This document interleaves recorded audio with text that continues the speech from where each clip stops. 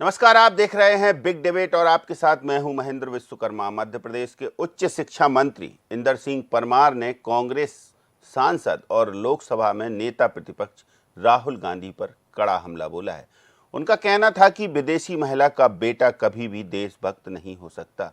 उनके इस बयान पर कांग्रेस नेताओं ने पलटवार किया है। कांग्रेस ने मध्य प्रदेश के उच्च शिक्षा मंत्री से माफी मांगने की बात कही है। मंत्री परमार के बयान से एक बार फिर सियासत तेज हो गई है। तो आज चर्चा होगी इसी पर कि आखिर क्यों मंत्री इंदर सिंह परमार ने दिया ये बयान और कांग्रेस क्यों हमलावर हुई, क्या है इसके मायने, क्या कांग्रेस चाहती है, क्या इंदर सिंह परमार का मंतव्य रहा है। लेकिन चर्चा हो इससे पहले देखेंगे रिपोर्ट।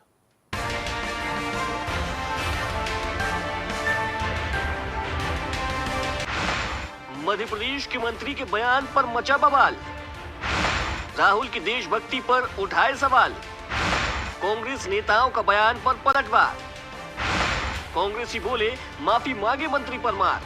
मेरी तो पहले से ही मान्यता है कि एक विदेशी माँ का बेटा कभी स्वदेशी नहीं हो सकता है।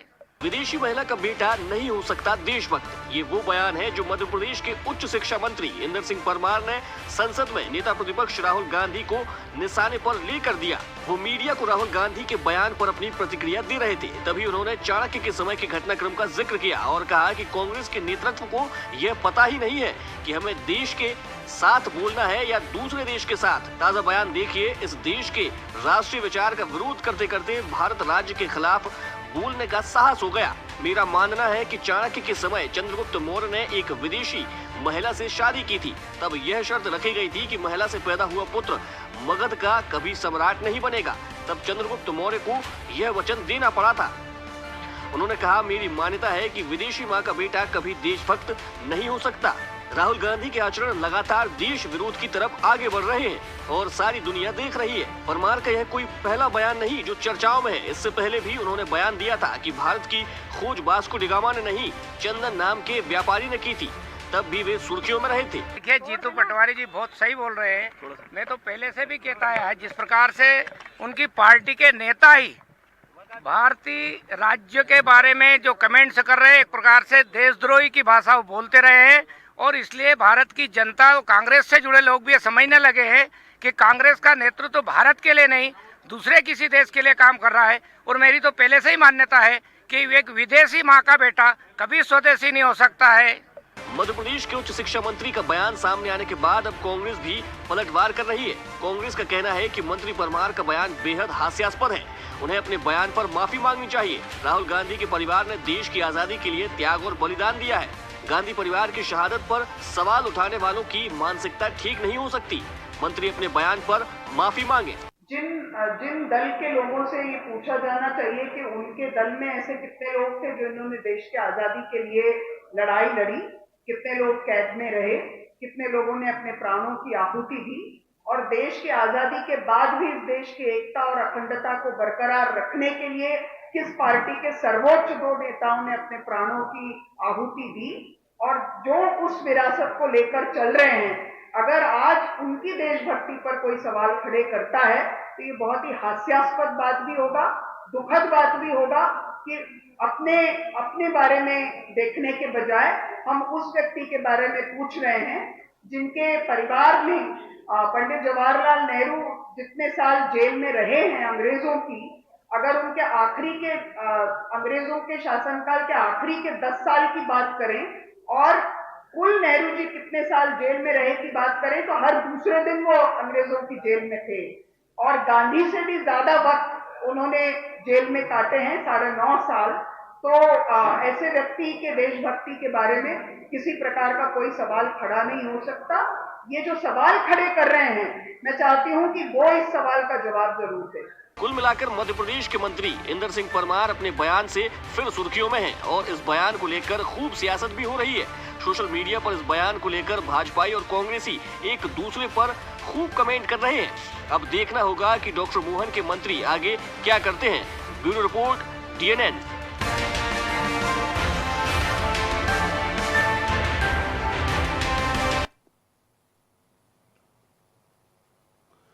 तो चलिए चर्चा शुरू करते हैं। कुछ खास पैनलिस्ट हमारे साथ हैं, परिचय आपसे कराते हैं। वरिष्ठ पत्रकार देवदत्त दुबे जी हमारे साथ जुड़े हुए हैं, आनंद जैन जी हमारे साथ जुड़े हैं, कांग्रेस के प्रवक्ता हैं प्रदेश के, और ब्रजगोपाल लोया जी भाजपा के प्रदेश प्रवक्ता हैं। आप तीनों का बहुत स्वागत है। आनंद जी, पहली प्रतिक्रिया आपकी। रिपोर्ट तो आपने देख ही ली होगी, बयान तो आपने सुन ही लिए होंगे। तो मध्य प्रदेश के उच्च शिक्षा मंत्री और वो भी भारतीय जनता पार्टी के, तो आप आश्चर्य की बात करें कि इनका काम ही है लोगों पे उंगली उठाना। आदरणीय मीनाक्षी नटराजन ने जो कहा कि जिस परिवार का योगदान देश को स्वतंत्रता कराने में रहा और आज तक वो देश की सेवा कर रहे हैं, वो उंगली, इनका काम है उन पे उंगली उठाना और देश की जनता और प्रदेश की जनता को दिग्भ्रमित करना। मेरा इनसे कहना है कि मोदी जी ने शादी की और उसके बाद उनकी पत्नी को छोड़ दिया, ये कौन से संस्कार है? ये क्या हिंदू संस्कृति के संस्कार हैं? योगी जी ने अभी तक शादी नहीं की, ये क्या संस्कार है उनके? ऐसे कई आरएसएस के लोग हैं जो शादी नहीं करते हैं, तो क्या हम कांग्रेस ने तो कभी उन पर उंगली नहीं उठाई? ये कुल मिला के जो दिनांक 27 तारीख को राहुल गांधी जी के नेतृत्व में मऊ से जो संविधान यात्रा निकल रही है और पूरे देश में इसका भ्रमण होगा, भारतीय जनता पार्टी बौखला गई है, इनके मंत्री बौखला गए हैं और इनकी मानसिक स्थिति तो वाकई ठीक नहीं है। उच्च शिक्षा मंत्री भले ही हो जाए, पर मानसिक स्थिति तो ठीक नहीं है, क्योंकि इनको यही नहीं मालूम कि किसके से क्या बोलना चाहिए। और भारतीय जनता पार्टी की तो संस्कृति रही है, ये कभी सरदार वल्लभ भाई पटेल पे उंगलियां उठाते हैं, कभी जवाहरलाल नेहरू पे उठाते हैं, कभी कांग्रेस के अंबेडकर जी पे ही प्रश्न उठाने लगते हैं कि आपने चुनाव हरवाए। तो भाई आप अपना काम कीजिए, आपने क्या किया वो बताइए। आप हमारे राहुल गांधी जी को टारगेट करके आप अपने आप को महान बताने की मीडिया में कोशिश मत कीजिए। ठीक, आपकी मानसिक स्थिति का दिवालियापन यहीं से दिख रहा है कि जिस परिवार ने पूरे देश में स्वतंत्रता में योगदान दिया, आज तक देश की सेवा कर रहे हैं, उस पर आप उंगली उठा रहे हैं। आपने तो महात्मा गांधी, आरएसएस के लोगों ने, बीजेपी के लोग महात्मा गांधी को स्वीकार नहीं करते हैं, अंबेडकर को स्वीकार नहीं कर रहे, 53 साल से हमारे झंडे को स्वीकार नहीं किया इन्होंने, और आज ये गौरव यात्रा निकाल रहे हैं। बताइए आप, गौरव यात्रा अंबेडकर जी के समर्थन में।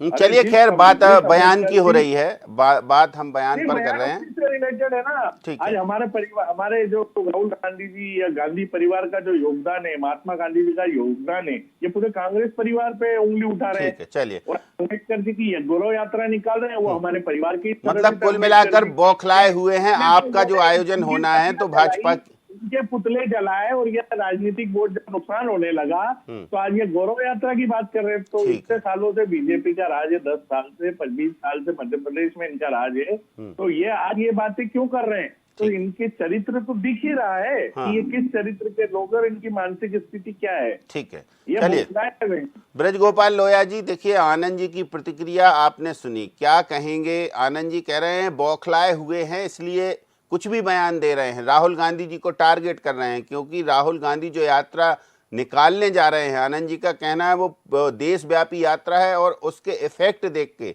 अभी से बीजेपी में साइड इफेक्ट होने लगे हैं। देखिए, एक बात आप गंभीरता से सुन लीजिए कि भारतीय जनता पार्टी तो जब नहीं बौखलाई, जब सदन में हमारे 2 सांसद, तो हमें तो कभी कांग्रेस से भय है नहीं।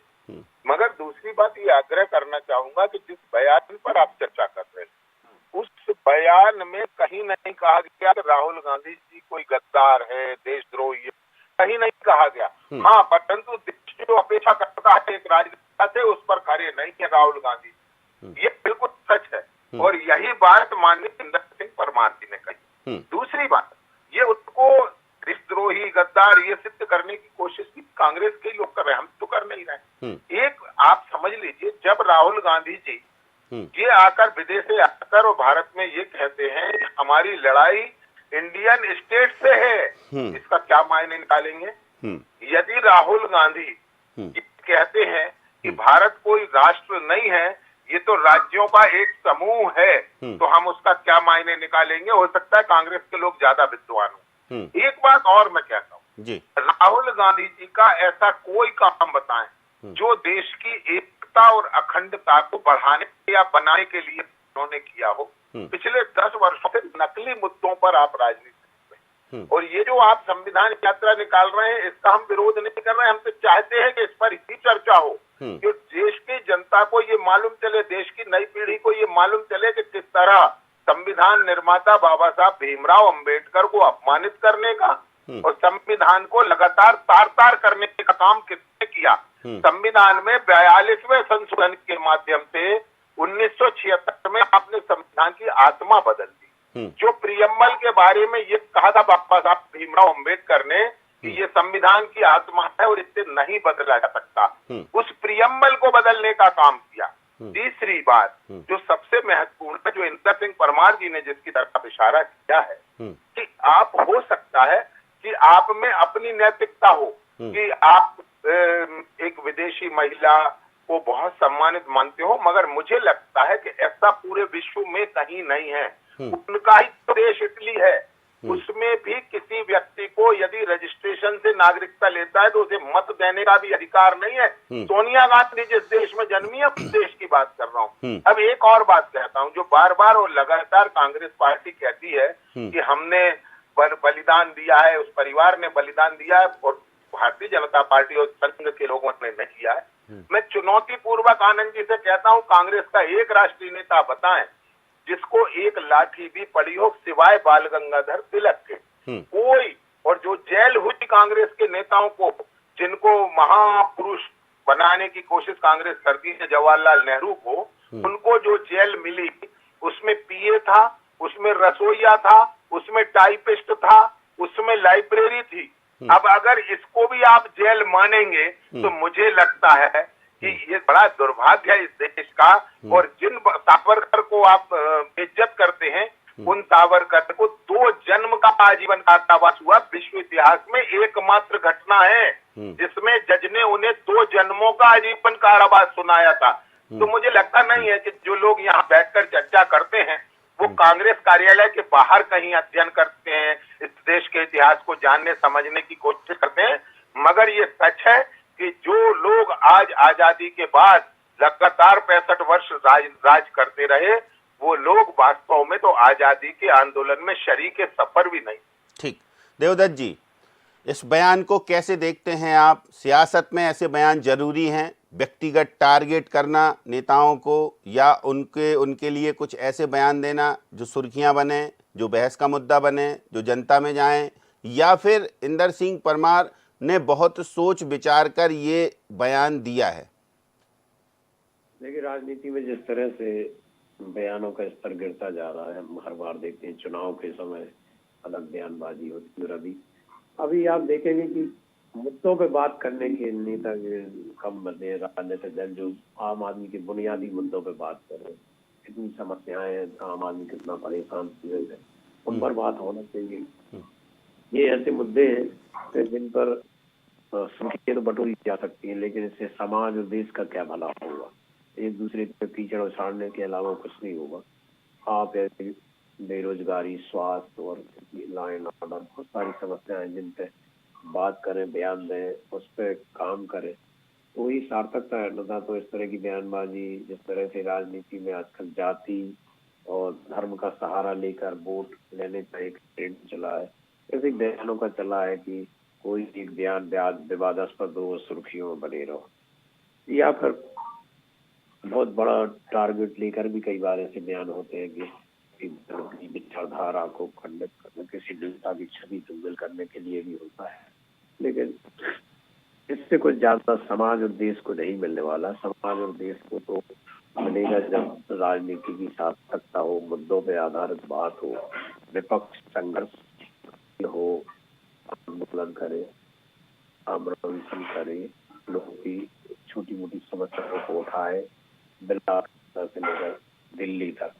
और सत्ता को उसकी सार्थकता इसमें है कि वो इन सब चीजों से परे अपने काम पर ध्यान दे और वो उन कमियों को दूर करे जो विपक्ष लगाता है, और ऐसे काम करे जिससे लोगों को भला हो। तो राजनीति में जो मुझे लगता है कि गिरावट आई है, आज जो नेताओं की साख नहीं बची है, जो आजादी के समय थी कि एक आह्वान करने पर जनता साथ हो जाती थी, बात तो कुर्ता पजामा जैकेट वाले व्यक्ति को खड़े लोग कहते हैं नेताजी आ रहे हैं। व्यंग्यात्मक लहजा इसलिए हुआ है कि नेताओं ने अपनी स्थान गिराई है कि बुनियादी संघर्ष, बुनियादी मुद्दों पर बात होनी चाहिए। चुनाव के समय भी हम सबने देखा कि गैर जिम्मेदारा बयानबाजी चल रही थी, एक दूसरे पर बहुत घटिया स्तर के आरोप लगाए जा रहे थे। चुनाव में तो एक तरह से लेखा जोखा 5 साल का सत्ता पक्ष का विपक्ष का होता है कि क्या राहुल गांधी ने जो बयान दिया उस पर मीडिया के लोग पूछ रहे थे मंत्री जी से। तो ब्रजगोपाल लोया जी, एक बात बताइए कि उन्होंने जैसे इंदर सिंह परमार से पूछा कि राहुल गांधी ने जो बयान दिया उस पर आप क्या कहेंगे, तो उनका सीधी लाइन ऐसी होती है कि विदेशी महिला का बेटा स्वदेशी नहीं हो सकता, और फिर वो जो है चाणक्य के समय की एक उदाहरण दे देते हैं, फिर राहुल गांधी की बात करते हैं। तो इसमें कहीं ऐसा नहीं लगता है कि भाई सीधे सीधे आप प्रहार कर रहे हैं? नहीं, देखिए, मैं एक बात बड़ी विनम्र करना चाहता हूँ कि जब आप राजनीति में पाप करते हैं तब इस पर चले, अभी हम आपके पास आते हैं। थोड़ी कनेक्टिविटी में कोई दिक्कत हो, दोबारा से ब्रजगोपाल लोया जी को कलेक्ट करें, उनसे जवाब लेंगे। आनंद जी के पास चलते हैं। जी जैन साहब, क्या लगता है कि ये जो बयान है ये बिल्कुल सोची समझी रणनीति के तहत दिया गया है, या इंदर सिंह परमार ऐसे बयान देते रहे? तो उनका पहले भी एक बयान आया था कि भारत की खोज वास्को डी गामा ने नहीं, चंदन नाम के व्यापारी ने की थी, उसमें भी आप ही लोगों ने जो है डिबेट में हिस्सा लिया था। तो क्या ऐसा है कि वो अनायास ही बोल देते हैं, या फिर बिल्कुल सोच समझकर ये बयान कंट्रोवर्सी पैदा करने के लिए दिए जा रहे हैं? नहीं, ये सोची समझी साजिश के तहत है। कंट्रोवर्शियल बयान देकर सुर्खियों में बने रहने की आदत है, क्योंकि यहाँ इनको तवज्जो मिल नहीं रही है मंत्रियों को। न मीडिया तवज्जो देता है, न मुख्यमंत्री तवज्जो देते हैं। अब उनको किसी भी तरह से सुर्खियों में रहना है तो टारगेट राहुल जी को करे, पर उनके व्यक्तित्व, उनकी छवि, उनके परिवार की जो स्थिति है वो पूरा देश जानता है। आपके इस बातों को रखने से आपका हल्कापन दिख रहा है, राहुल जी का हल्कापन नहीं है, ये आपका हल्कापन है कि आप इस तरीके से ये बात कर रहे हैं। जबकि हिंदू संस्कृति, सनातन संस्कृति में कोई भी लड़की शादी करके जब दूसरे घर में आती है तो उस घर को स्वीकार करती है। उन्होंने अपने देश को, धर्म को, संस्कृति को स्वीकार किया और देश की सेवा की। अपनी पत्नी खोई, अपनी सासू जी खोई। अगर ये उच्च शिक्षा मंत्री अगर थोड़े भी पढ़े लिखे हैं या सनातन धर्म की बातें करते हैं या समझते हैं या धार्मिक हैं या थोड़ी भी मानवता है, तो इस तरह का बयान मैं नहीं समझता कि देना चाहिए या इसकी कोई जरूरत थी, क्योंकि इनको नॉलेज भी नहीं है। बात उच्च शिक्षा मंत्री की हंसने वाली बात है कि राहुल जी के बयान पे ये बोलने की बात तो कोई लिंक है ही नहीं कि राहुल गांधी जी विदेशी महिला के पुत्र हैं। अरे आप बयान दे रहे हैं तो आपसे कोई पूछ रहा है कि आप किस माता जी से हैं, आप कहाँ के हैं, कौन है, कैसे हैं? अगर आपको नॉलेज नहीं है तो आप उस बयान से दूर हट जाइए ना। आप दूसरे को टारगेट क्यों करते हैं? तो अब इंदर सिंह परमार के क्या चाहती, कांग्रेस क्या चाहती? आपकी नेता ने कहा है कि माफी मांगे। देखिए, माफी तो इनका चाल चरित्र चेहरा है नहीं कि माफी मांगेंगे। फिर ये इतने भ्रष्ट और निकृष्ट लोग हैं कि ये जो सोच के बयान दे रहा है वो कैसे माफी मांगेगा? तो कानूनी प्रक्रिया कुछ अपनाएगी क्या कांग्रेस? नहीं, अब देखते हैं। हमारी लीगल टीम जो है, हमारे पीसीसी चीफ है, जो वो लोग सब इसमें डिसाइड करेंगे। मैं तो एक प्रवक्ता हूँ, पर बड़ा एक दुर्भाग्यपूर्ण है कि भारतीय जनता पार्टी का जो स्तर है दिन पर दिन गिरता जा रहा है। ये कुछ नहीं करते हैं, हमारे बड़े नेताओं को टारगेट करते हैं और उनके लिए उलूल जुलूल बयान देते हैं। और दुर्भाग्य है कि मीडिया भी ऐसे सब्जेक्ट पे डिबेट करता है। ये बड़ा दुर्भाग्यपूर्ण है कि किसी भी कोई भी व्यक्ति हो, उसकी अगर मां के लिए, कोई महिला के लिए अगर बोला जाता है तो ये दुर्भाग्यपूर्ण है। तो शायद मुझे लगता है कि इस पे मीडिया को भी सोचना चाहिए कि इस तरह के डिबेट पर। ब्रजगोपाल लोया जी जुड़ गए हैं, उनसे ही पूछ लेते हैं। ब्रजगोपाल जी, सवाल था राहुल गांधी के बयान पर क्या कहेंगे? सीधे बोलते हैं मंत्री जी कि विदेशी महिला का बेटा स्वदेशी नहीं हो सकता, और दूसरा आपसे पूछ ही लिया था तो आप जवाब दे दीजिए। जी, मैं तो बड़ा विनम्रता से ये पूछ रहा हूँ कांग्रेस के मित्रों से कि एक ऐसी घटना का या राहुल गांधी जी के काम का उल्लेख जरूर करे जिससे उनके देश के प्रति समर्पण, देश के प्रति निष्ठा झलकती हो। आप चीन की पार्टी के साथ, कम्युनिस्ट पार्टी के साथ एमओयू करते हैं, ये आपका काम है। आपका दूसरा काम है भारत को कहते हैं कि ये राज्यों का एक समूह है। तीसरा काम राहुल गांधी जी का ये है कि राहुल गांधी जी कहते हैं कि हमारी लड़ाई भारत स्टेट से है।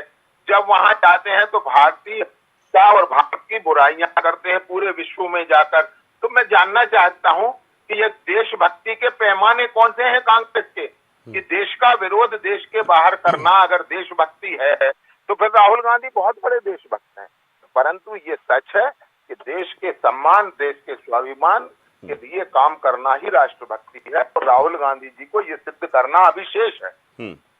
मतलब इंदर सिंह परमार जी ने ठीक कहा। मैं कभी नहीं कहा, कहीं नहीं कहा कि राहुल गांधी जी का तर्क, पहले पूरे बयान को आप सुन लें।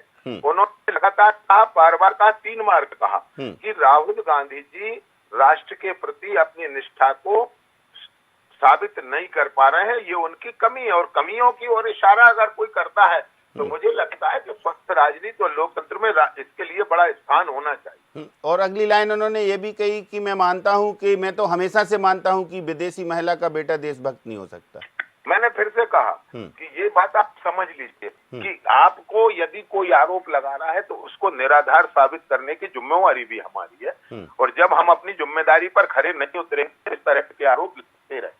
चलिए, तो देवदत्त जी, जिम्मेदारी का मामला है, जोड़ दिया है भारतीय जनता पार्टी ने कि कांग्रेस से पूछ रहे हैं कि कुछ ऐसा बता दीजिए जिससे राहुल गांधी की देशभक्ति साबित हो जाए, तो बयान फिर निराधार स्वतः ही हो जाएगा। अब पैमाना क्या तय किया है किसी के देशभक्त होने का? मैं तो मान के चलता हूँ कि जो देश में रहता है वो सब देशभक्त है, कुछ प्रकार राष्ट्रभक्त है, लेकिन क्या पैमाना बीजेपी तय कर रही है और क्या संख्या होना, ये तो जब वो बताएं कि इस पैमाने पर हो।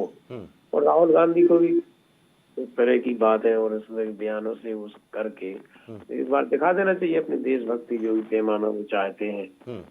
ये मैं जो पहले ही कहा था कि राजनीति का है, उसमें मुद्दों पे बात करने की बजाय धर्म, जाति और देश को दांव पे लगाने की परंपरा शुरू हो गई है। और राजनीतिक लोगों से समझना चाहिए कि आम जनता 75 सालों में बहुत जागरूक हो चुकी है। इन सब बातों से नहीं, उसको तो केवल वही चाहिए कि आप उनकी समस्याओं के निराकरण के लिए क्या कर रहे हैं।